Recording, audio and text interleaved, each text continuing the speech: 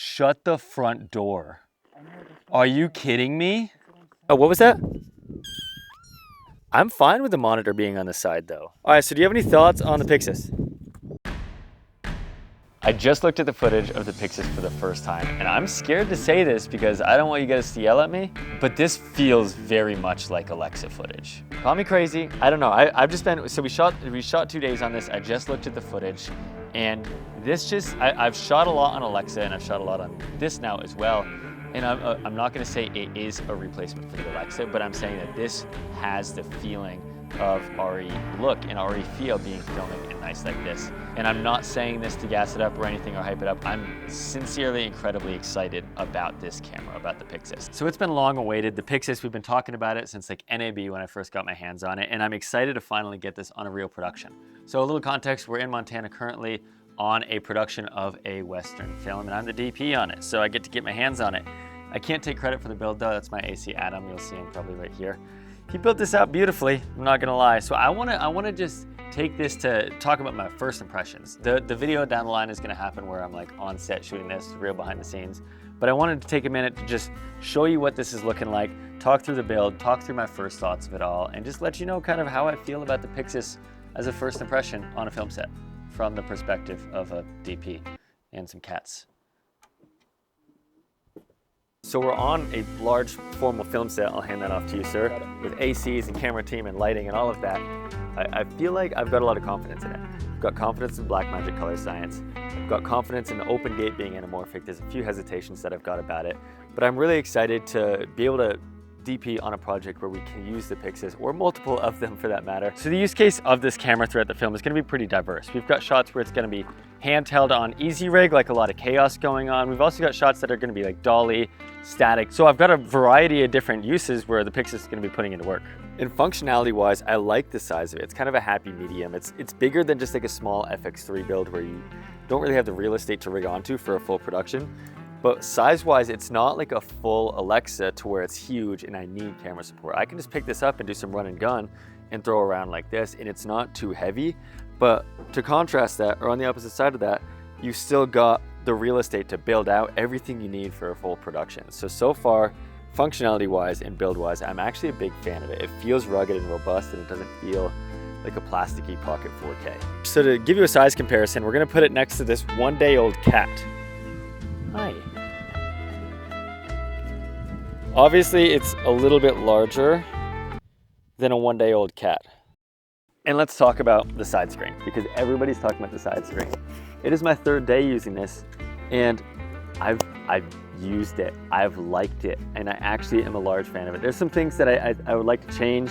If you lock the screen, the function button's locked too, and when I'm trying to hit like false color or whatever, I hit the screen, so I don't like that. But overall, having the screen as like a side monitor, a lot of the times we've had the camera on sticks rigged up like this. I'm not getting up on my tippy toes to see that monitor when I'm right next to it. So I've just been using this side monitor right here to just reference the image, reference the lighting, or with just like changing camera settings and in my ISO and all of that, just being able to change the settings right here and see it live exactly what it's doing has been a big benefit. I mean, we know that the side monitor is not built as a monitoring monitor. It's a camera assistant monitor or just a reference monitor to just look at settings for. We're supposed to build this camera out, so I'm not saying like, buy this and you don't need a monitor, but the side monitor has been very, very helpful for me this far. And to add on to the riggability, I can steal that for a second. To add on to the riggability, we had an easy rig shot where I had to be like way up and the easy didn't work. So I don't know, what did it take you, like 3 seconds? Pretty much, to go to shoulder rig. So now we've just got a shoulder rig set up and it's easy. So another great benefit of the PYXIS is that you can just change a lot of it really quickly and easily, and it doesn't screw you with everything. I actually really like shoulder rig a lot more than easy rig lately. So maybe we just run the day like that. So quick shoulder rig breakdown of this. We've got the rosette arms here. He put the pad on the bottom as well, that Kondor pad. So it's just a shoulder pad. And then we just switched up the friction arm to this monitor. And this is just a makeshift, what's it called? Sunshade. This is a makeshift sunshade. And yeah, it's a good shoulder rig setup. Obviously I haven't seen it on computer or anything like that, but the footage looks really nice coming out of the PYXIS. So first impressions on it, it looks clean. It's got a lot of highlight retention up on the top, so I don't know. first thoughts. In the settings that we're working with on this, the menu setting, we're shooting open gate on 6K on this. We're shooting open gate because we're anamorphic, so it's gonna take that square and stretch it per anamorphics usually are. So open gates, 6,000 by 4,000, and we're shooting on this film Blackmagic RAW 3:1 constant bit rate. So it's about as much quality as we can get out of it. And then we've been going back and forth from shutter angle for a lot of the action. We've been on 90 degree shutter angle. And we're going back and forth from like action stuff at 90 to slower stuff at 180 shutter. Now the one thing that we're all thinking about it and we're all talking about it that I'm a little worried about today in particular is the rolling shutter. Typically I won't be too worried about it because I'm not doing dynamic stuff, but we have a fight scene where we're actually throwing the camera around a lot and there's gonna be a lot of movement. So we're shooting open gate, we're shooting 6K, and we're shooting anamorphic, which is pretty much the recipe for a lot of rolling shutter.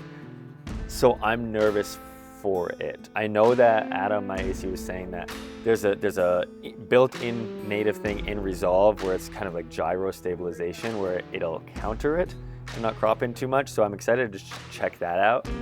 But I am a little nervous for the fight scenes. Based off our tests, I see it, it's there, I'm not gonna lie. So I will wait till I see the footage of it, but that's the one thing that I'm a little bit nervous about. One thing I'm a little sad about is that, I mean, it's Blackmagic, so I think it's standard throughout the range of that, but the ISO, the base ISO, I like when my cameras are at 800. 400 I just feel like is always just a little bit too low because it's got the base of 400 and then the high base is 3200, which in my opinion with Blackmagic I think is pretty unusable because the highlights just clip and go away. I don't like how the dynamic range crushes. So I keep this at 400, which is pretty limiting, especially for these night interiors we're doing where we're just lit by oil lamps and dark things. And in the past, Blackmagic Color Science, pushing it up in the ISO range gets you some weird noise on that low end. So we're kind of staying down at that 400 range, but I really wish that it were to be up at 800.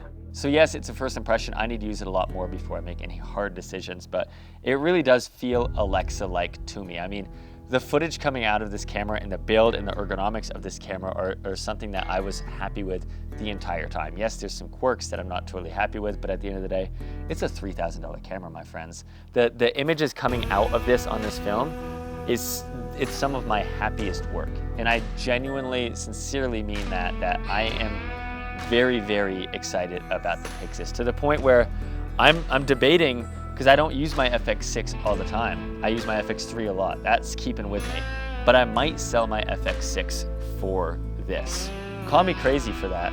I'm seriously thinking about swapping out my FX6 for this PYXIS after my first impression. So we're gonna leave it with that, guys. Again, more in-depth, full behind the scenes video is gonna be coming soon from this whole Julesburg film. But the PYXIS is not something to look past. I promise you that. I'll see you guys in the next video.